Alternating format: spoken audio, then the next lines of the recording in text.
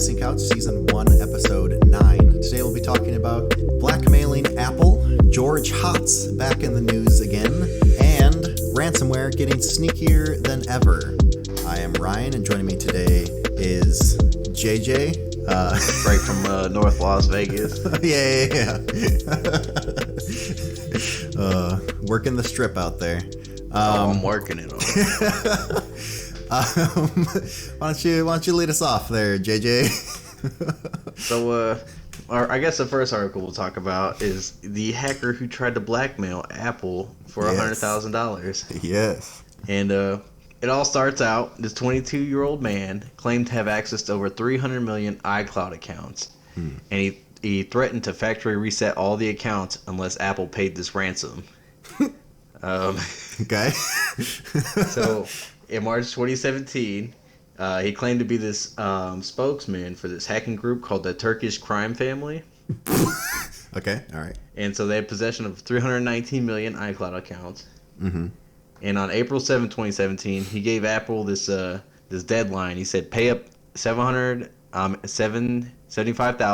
in cryptocurrency or $100,000 worth of iTunes gift cards.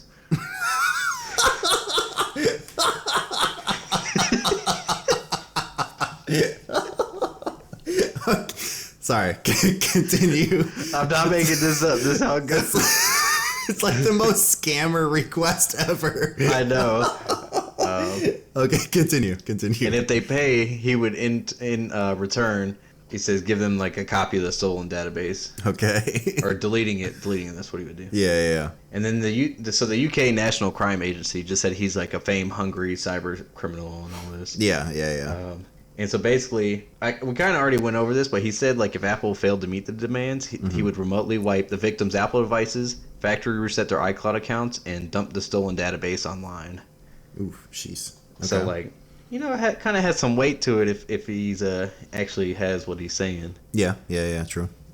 But so the NCA, the National Crime Agency, National Crime Unit, arrested this guy at his home and seized all his digital devices, including his phone, his computers, and hard drives, after Apple contacted law enforcement in both the UK and the US.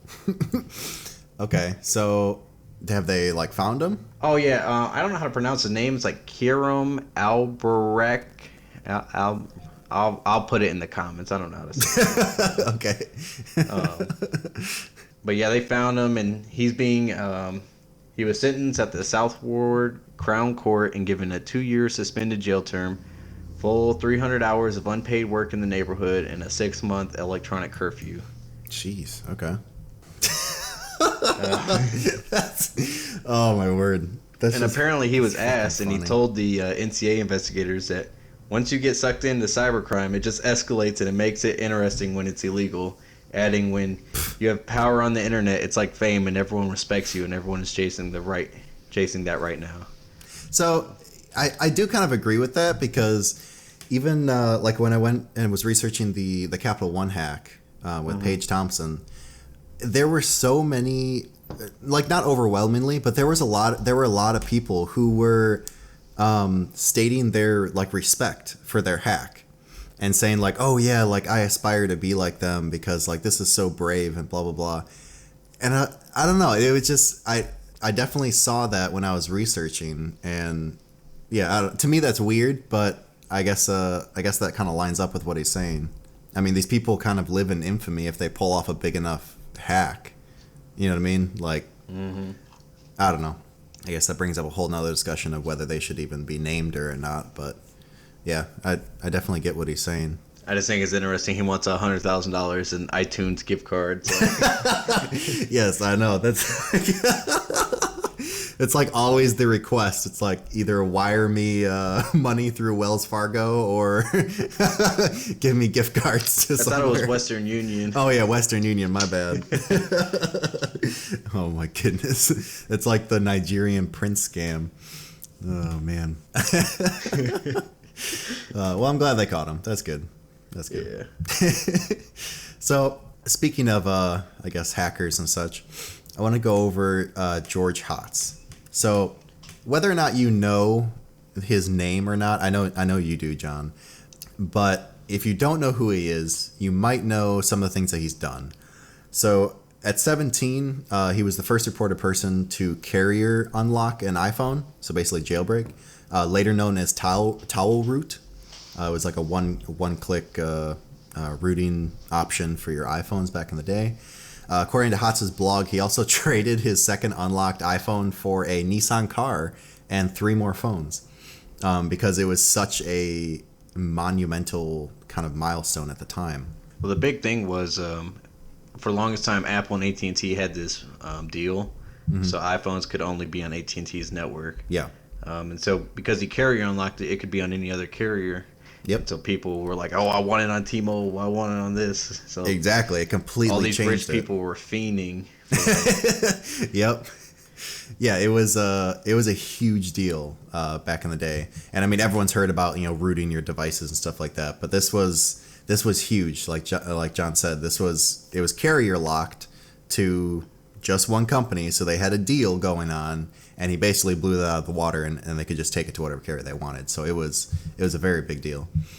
He also cracked the security of PlayStation 3, and then posted it online. Sony announced that they had patched the vulnerability. So he again tried to breach the security software, but he gave up, saying that it was a little too difficult and he didn't have time. But a hacker group known as Fail Overflow, they took the groundworks that he had, finished his work, and it basically their hack allowed users to run whatever software they wanted on the device. So Sony did retaliate with a lawsuit, and it was settled out of court. Basically, he agreed to never try to hack Sony again. Coincidentally, though, soon after, someone did hack the PlayStation Network and stole information from 77 million users. Hotz was obviously blamed for this, but I guess he completely denied it, and he stated, quote, "Running homebrew and exploring security on your devices is cool. Hacking into someone else's server and stealing databases of users is not cool." Powerful words. It sounds like an anti-drug campaign of the 90s. Yeah. But yeah, so he's done a lot. He also worked at Facebook. He didn't like the way that they were going with data privacy and expansion and stuff like that, so he actually left Facebook.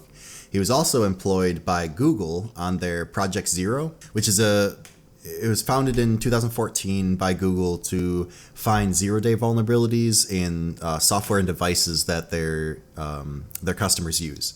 So finding bugs and finding anything that's hackable, anything that can be exploited by criminals and the like. So he was on that team. He also left there a little while later. He also started a company called Comma.ai. With Comma.ai, he developed a self-driving car software.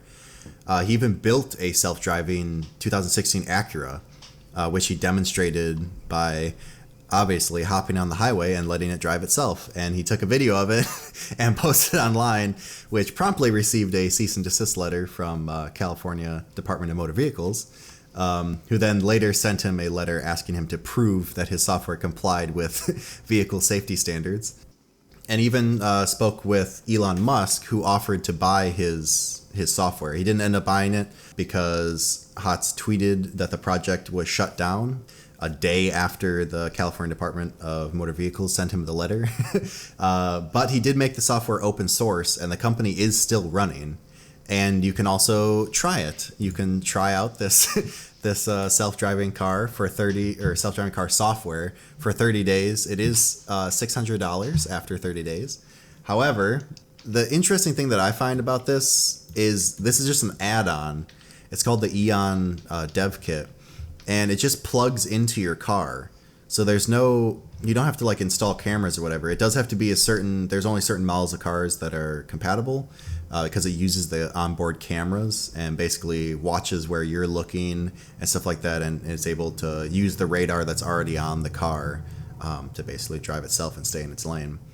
So I thought that was pretty interesting. Now, the Comma.ai is really interesting because unlike other traditional self-driving cars that have strict rules of, I have to do this and blah, blah, blah. From my understanding, it was based off of artificial intelligence and would watch how humans drive. Mm-hmm. Now, obviously, some of us drive crazy, so it's not the greatest idea, but it was just a different approach at how to do it. And so, from my understanding, it just uses like it's similar to an Android smartphone. Yeah. And it just kind of plugs into your like I believe it's like your OBD2 port. Yep.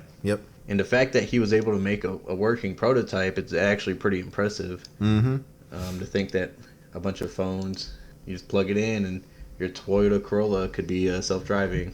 Yeah, and he has videos of it working all over. I found at least like a dozen of them on YouTube of people using the software or George himself just driving around in these cars showing that it actually does work. So they have on their website, they have the stats of, says 10 million miles driven with using this software.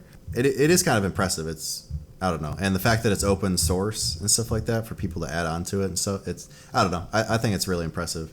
Yeah, because I'm reading it right now. It says it has adaptive cruise control and automated lane centering on the highway and stop and go traffic, which, would actually be quite nice. Yeah. Yeah, if I could not think about driving to work, that'd be nice. But yeah, so it is $600, but I thought that was pretty interesting and definitely, definitely something pretty cool that he's done. But Hotz doesn't seem to be a big fan of companies, though. He believes that humans aren't doing enough with their lives and says that when you own a company or you work at a company, you only lose. And he says you get more money, but for what? He said you win, quote unquote, by selling your company, but no one really wins. You just pass it off to someone else. So he's not a huge fan of companies, which we'll play in later because the main reason I want to talk about him, in a recent interview, he was kind of given like a little TED Talk type thing.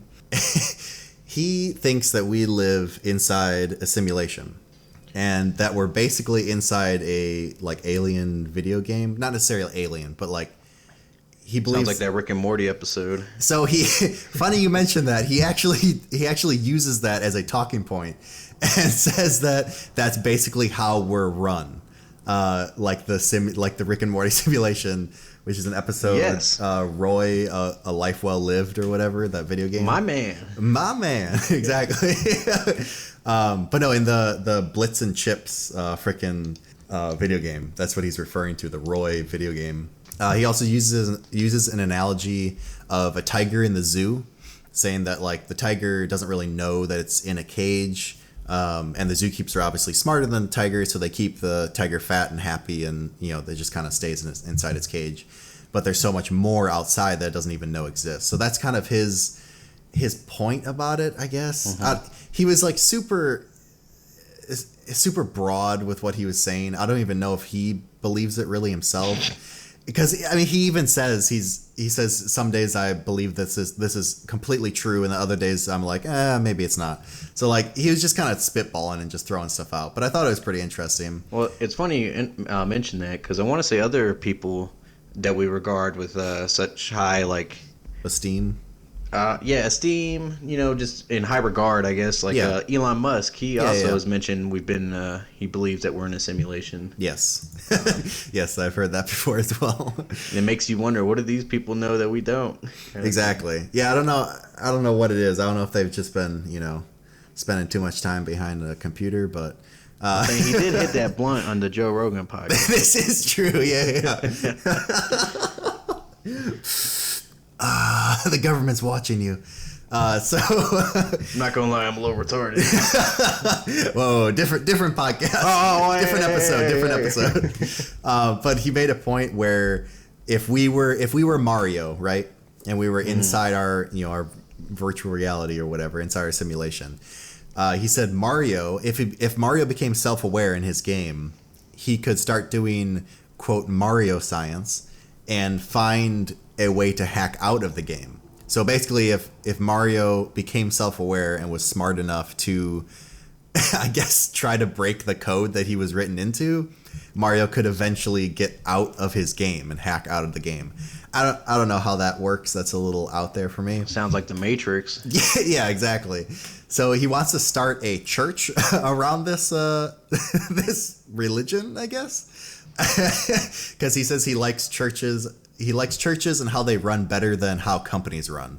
because there's not like a bunch of overhead, and you don't sell, you have to sell companies and keep them afloat and stuff like that. Whereas if you run a church, it's a lot easier. I don't know. It was a little crazy. Well, Elon Musk kind of has a similar thing, and not a church. I want to say that right now. I don't want people getting confused, but he definitely prefers companies that are private than the ones that are public. Yeah, because yeah. that's his big problem with Tesla is he has to cater to the shareholders and be like, hey, we made this much profit this quarter. Yeah. When actually that short term like seeking for profit actually hurts their long term goals. Whereas SpaceX, he isn't a public company. He's a private company. He kind of does whatever he wants. Yeah, exactly. And it actually gets him great success. Like they just launched their Dragon capsule or whatever to the ISS. In that regard, I definitely agree that obviously, private companies, you have more freedom to do what you want, and that's great. But starting a church around that simulation idea, it's a little different. But he went on to say that programming is like magic, and if you write the correct program, you could rule the world. And it's quantum physics. Yeah, exactly. And he went into this a little bit, and he said nature is our moderator, basically, in our world, because, we have the laws of physics and the laws of nature and stuff, and they can't be broken. And he says because they can't be broken, they're tyrannical. And so ultimately he wants power over nature, because then he has essentially won the game, I guess. And his basis for all of this is you can't disprove it, so you can't say it's false. That's his argument for it. I'm saying when you start looking at quantum physics, stuff gets really weird. And I believe that's really where like all the stuff that we consider magic is going to come from in the future. Like, yeah. No, I definitely agree with that. I mean, do I believe we're in a simulation? I don't know. I don't think so. I mean, I don't know. Just me personally, I don't really It's a pretty advanced supercomputer we're in, I'll tell you that. Yeah, it would have to be a lot. Like, yeah, it would be pretty amazing, the technology behind it, if we were actually in a simulation. I don't want to take this off rails, but we could start talking about Dyson spheres and everything like that. Dyson spheres? Yeah, Dyson spheres. They're like these theoretical structures that collect all the energy a star produces. Oh, okay. Yeah. What about them? Oh, some people say that, if there is advanced civilizations out there. That they would have that? Yeah, and they were talking about there's this dark spot in the universe, and we're like, why is there one spot that's dark? And they were saying if you had all this power, you could do all kinds of crazy stuff. Oh, okay. Yeah, I've heard that. I don't want to get too in depth on it. This ain't the right podcast for that. This ain't the NASA podcast. Yeah. But yeah, no, I mean, that is interesting, and I mean, if we could do something like that, I mean, eventually that would be pretty amazing, and we would. I will say, quantum computers are going to make a big shift in our technology. Like, oh, absolutely. Like, normal computers aren't going to be replaced just because of how quantum computers work.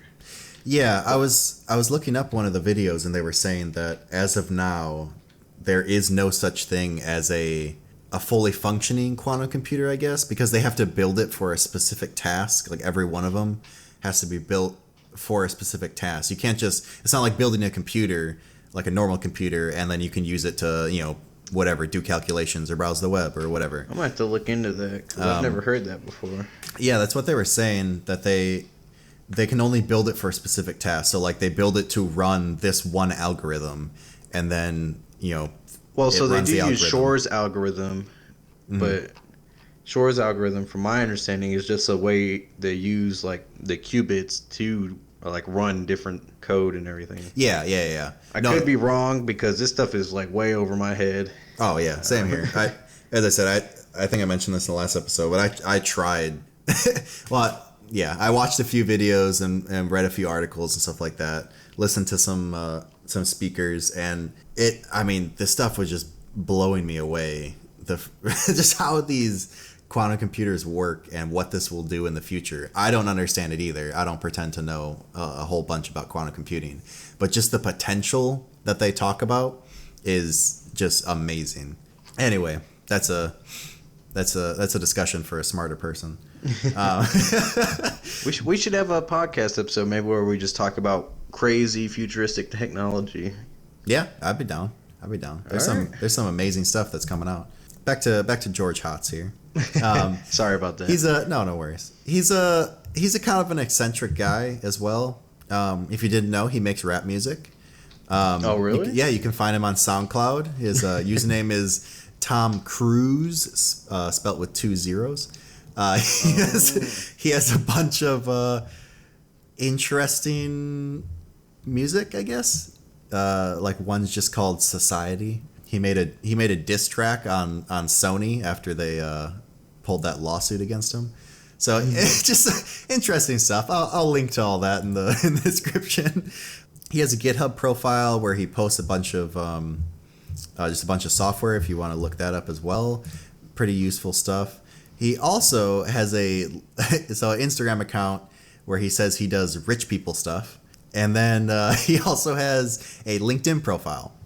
And let me just read his about page. So he says, LinkedIn is too full of faux career climbers and not enough dating opportunities. While some people on LinkedIn are networking and advertising their personal brand, I use this site exclusively as a dating platform. If you are intelligent, attractive, and perhaps a bit out of the norm, I might be interested. Send me a message and invite me out for a drink. And please make it clear that you are asking me on a date. All non-dating related messages will be ignored.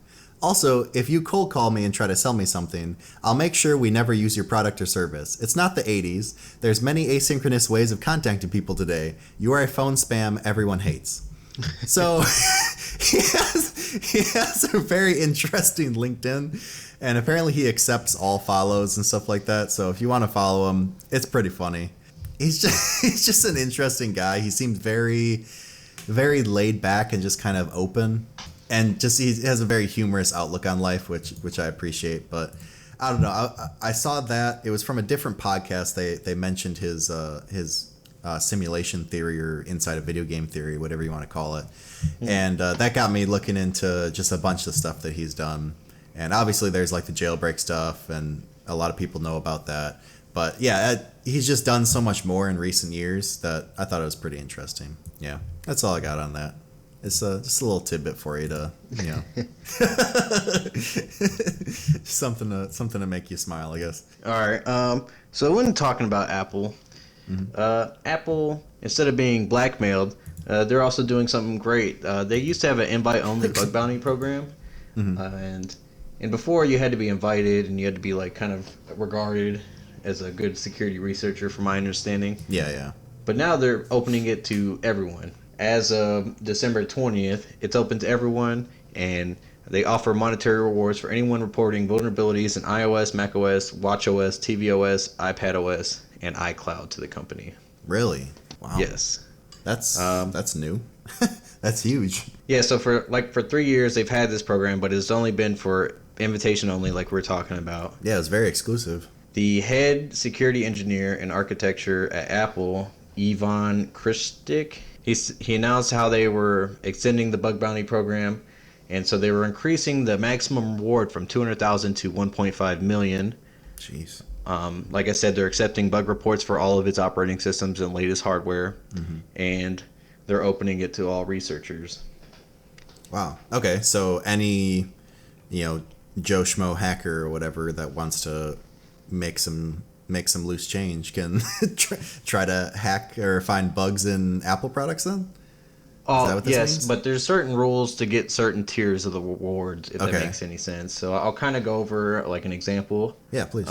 So even after submitting it, they need to make sure they follow the eligibility rules for receiving the rewards, which includes reporting details directly to Apple security team without revealing anything to the public until the company releases a patch and providing a clear report with a working exploit. But to receive like the $1.5 million reward, the $1 million reward will be awarded only to those who submit a severely deadly, zero-clickable kernel code execution exploit that could enable complete, persistent control of a targeted device.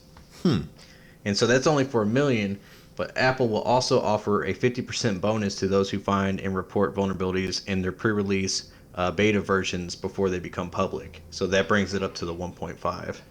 Okay. Wow. Yeah. So you have to find a vulnerability in the actual kernel, like the actual meat and potatoes. That's for the highest reward. Obviously, okay. Like they have a list of a bunch of other stuff.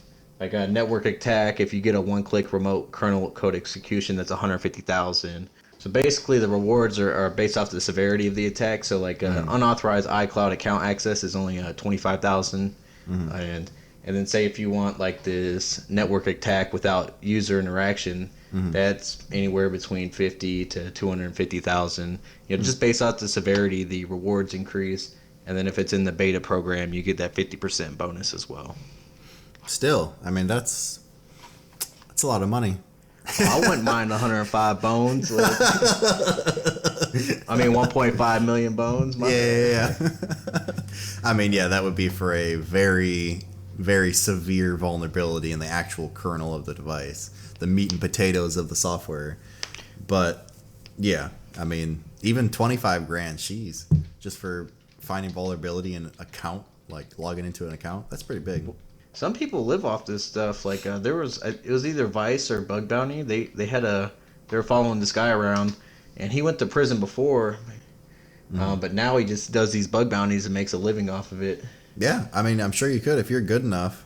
I mean, just think about it. If you got two of those, like $150,000 one and a $25,000 one, that's what, maybe a couple months of work, like trying to figure out vulnerabilities. Well, it depends on how good you are, I guess. Well, exactly, yeah. But I mean, if you're decent at hacking or whatever, take you a couple months to find some good vulnerabilities.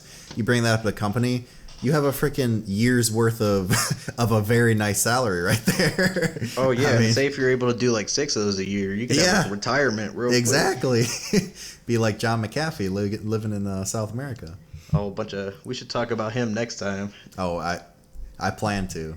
He's an interesting character. We should get some sound bites of some of his eccentric comments and stuff like that. Oh my goodness, there's so many just hilarious interviews with him and stuff. Oh man, we should see if we can get him on the podcast. What do you think? Oh yeah. Yeah, I don't want to be nah. Here, don't worry, we'll use VPNs and everything. Yeah, there you go. Yeah, let's get Snowden on here too. Oh yeah. Oh my goodness. Yeah, I'll go into my next story though. Okay. This is it's about Snatch ransomware, and Snatch ransomware it's kind of been around for a minute, but there's been a interesting new variant to it. Okay. And what it does is it first reboots infected computers into safe mode, and then encrypts the victim's files to avoid like any antivirus detection. Okay. So unlike traditional malware, the new Snatch ransomware chooses to run in safe mode because in diagnostic mode, it loads minimal drivers and services, and usually antivirus isn't running and everything like that. Yeah. And I know a lot of antiviruses have stepped up their game and started combating a lot of ransomware. So yeah, that would kind of just defeat every single one of those antiviruses that has now updated to defend against the newer ransomware. If it's not even running, it doesn't matter. Yeah, so this was discovered by Sophos Labs. So it's Sophos. I don't know how to say it. But it was detected in the summer of 2018, and that's when they spotted this kind of safe mode enhancement to that ransomware strain. Yeah. And so they were been exploring that, and then basically once the computer comes back after rebooting in safe mode, the malware uses a Windows component net.exe to stop super backup man service, and then uses the Windows component vssadmin.exe to delete all the volume shadow copies on the system to prevent any kind of forensic recovery of the files encrypted. Wow. So it's pretty thorough. I was like, ooh, this would be kind of deadly. Goodness, do they know who made it or who's behind it? It doesn't say in the article who made it, but probably don't know. Jeez, that's pretty crazy. Because there's some websites and stuff that you can go to that'll try to recover your files if you have ransomware. Yeah, because some of them are sloppy and they leave the keys like in some random folder or something. Yeah, exactly. Or they don't encrypt everything, so you can kind of break into it that way. Or like you said with the shadow copies, you can just clone them basically and just reimage your hardware or your hard drive and you'll be fine. So like, yeah, a lot of them there's a lot of workarounds for it, but this seems Well, it was also saying that in addition to being ransomware, it's also a data stealer. So it has this sophisticated data stealing module that allowed the attackers to steal like information from like target organizations and stuff like that. Wow. Okay. So is this? Do they know how this is being distributed, or they just know that it exists? Have they seen it like in the wild, or? I believe they have seen it in the wild. Okay. So it's already being distributed. Yeah, saying like cyber criminals and rogue employees and stuff like that. Wow. Okay. It doesn't have any specific group. I was trying to see if there's like any specific group affiliated with it. I was talking about how like once they gain like access, they can like get various credentials that these like criminals are using, and it was talking about how like they use like IOBit uninstaller and power tool and PS exec and all these other tools. Jeez. They typically try to use them to disable like antivirus products. Yeah. But now they don't even need to do that. Just restart the machine in safe mode. And there's this company called Coveware. It says a company that specializes in extortion negotiations between attackers and ransomware victims told Sophos that they negotiated with the snatch criminals on 12 occasions between July and October 2019 on behalf of their clients, with ransom payments ranging between $2,000 to $35,000 in Bitcoin. So what do those negotiating companies do? This is the first time I've actually heard about them, so I was actually going to do some more research on it later. Yeah, but I imagine they're just kind of like a middleman to help facilitate. Yeah, we should talk about that in the future, because I've never heard of a negotiating team for a ransom. I imagine they get a cut of it, you know. Oh yeah, I'm sure, but I just wonder like what's their function. Like, are they try to talk them down on numbers, or are they trying to like find out who they are or trace them back? You know what I mean? Like in a hostage negotiation or whatever, you're trying to get the hostage out, right? But like they just encrypted your hard drive and they said, "Hey, give us money." Like what more can you do besides just wipe your stuff, or hopefully you have backup somewhere? I mean, obviously, don't pay them. Never pay a freaking ransom. Usually, half the time they won't even unlock your stuff after you pay it. So it says like. Apparently, Coveware on their websites, they have extortion, negotiation, and ransom settlement. So they're saying they have professional 24/7 case managers that negotiate on your behalf, and they focus on managing your recovery while working within your timeline and trying to ensure both the ransom amount and risk are minimized. And that is so weird. So I guess they're like, hey, well, we'll work with you, but you're probably still gonna have to pay. Like, yeah, I don't know. Apparently, they try to also try and decrypt it and stuff like that. Like, they'll do a free assessment, it says. Okay. Well, that would be helpful. So maybe they have some, like, digital forensic teams that try to, like, recover your stuff. That would be helpful. I could see people paying for that, especially companies. Well, I know data loss in general. Like, if your RAID goes down, people pay tons of money for that. Yeah, true. That's a lot of lost revenue if their servers go down. I had a RAID go down, and I reached out, and they're like, "Yeah, it's gonna be $35,000," and I'm like, "Nope, I'm not paying that." It wasn't that important. Wait, you got ransomware? Oh no! It's just one of my. It was actually my fault. I wiped a drive on accident. Oh. And too many drives for the. Oh, you're talking about forensic recovery. Yeah. Oh, okay, yeah. I thought you got ransomed. I was like, dang, what kind of sites are you going on? Hey, just wait. I'm gonna make a video showing how to get to them. Oh no!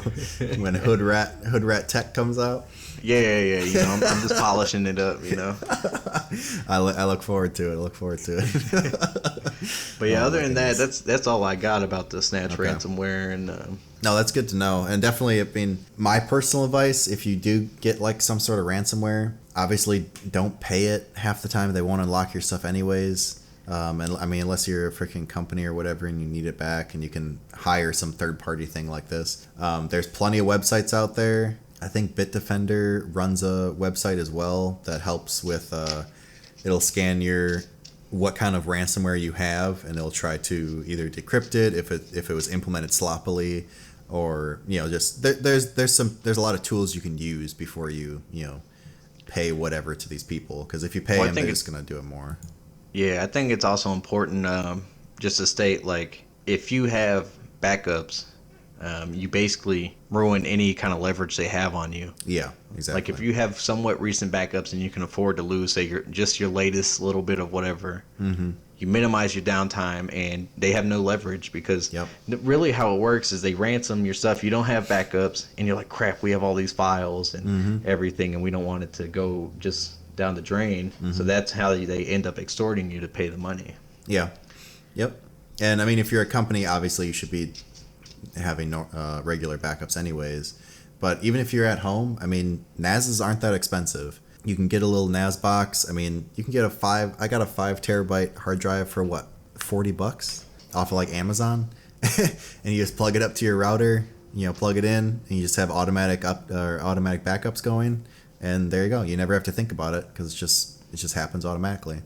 It's really useful. It's very, very useful. But yeah, I had to wipe my hard drive when I had a motherboard failure, and I had a backup, so it was fine. Like I lost. You had to wipe your hard drive.